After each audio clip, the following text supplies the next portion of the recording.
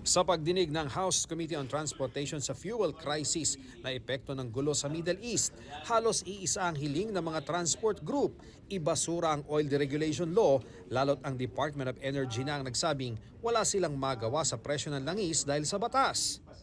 Namungkahi po namin, hindi lang pag-aralan yung oil deregulation law, kundi ang mungkahi po namin, tahasang siyang ibasura dahil inutil siya para sa mamamayan. Itong batas na ito, hindi po kami nakonsulta no ito aprobang maging batas. Hirap na po dahil po dyan sa batas na yan. Ang tawag ko po sa sarili ko po, hindi na po batas ngayon po yan. Gatas na po.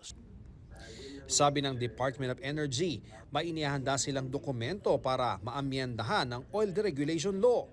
Meron na hong tinapos ang DOE na amendment draft doon sa oil deregulation law. Finalizing it now, and soon we will be submitting it to Congress for amendment. So, for the proposed amendment.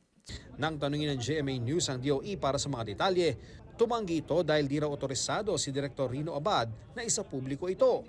Ang Oil Deregulation Law ay pinasa noong 1998 kung saan hinahayaan ang mga kumpanya ng langis ang magtakda ng kanilang presyo. Layo nitong mapababa ang presyo ng gasolina dahil magkakaroon ng kompetisyon sa mga oil industry players.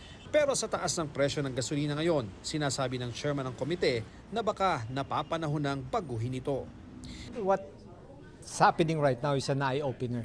So basically, ako lagi sinasabi ko nga marami naman mga batas dyan, but we should adjust, adapt to the changing times.